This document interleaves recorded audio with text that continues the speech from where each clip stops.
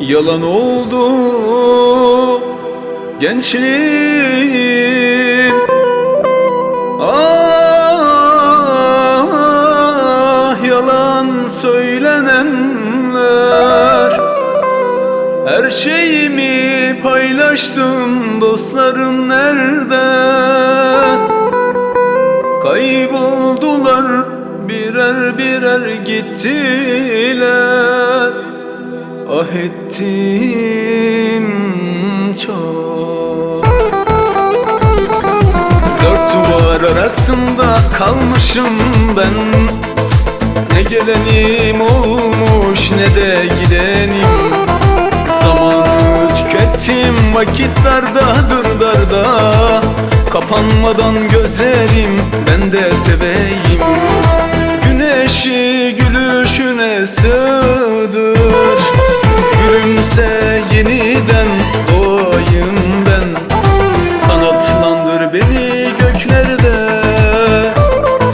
Süzülüp süzülüp uçayım ben. Kanatlandır beni göklerde. Süzülüp süzülüp uçayım ben.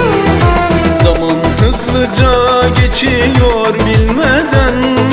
Kavuşmadan sevdiğine film bitiyor. Ah dediğim yıllarım su gibi akıyor. Solmadan kurumadan yeniden seveyim.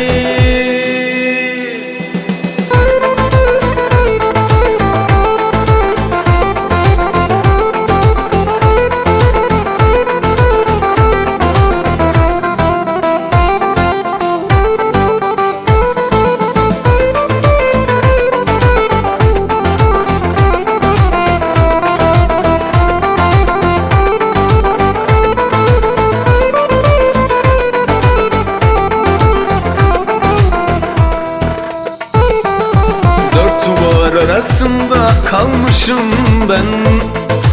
Ne gelenim olmuş ne de gidenim. Zamanı tükettim, vakitler dardır darda.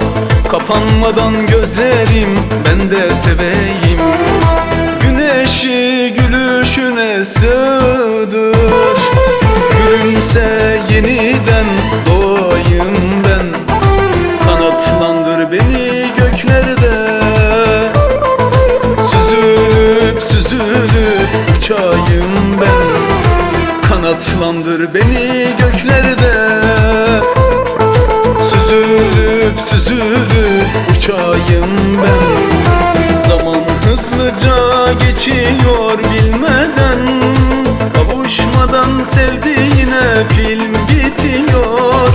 Ah dediğim yıllarım su gibi akıyor. Solmadan kurumadan yeniden severim.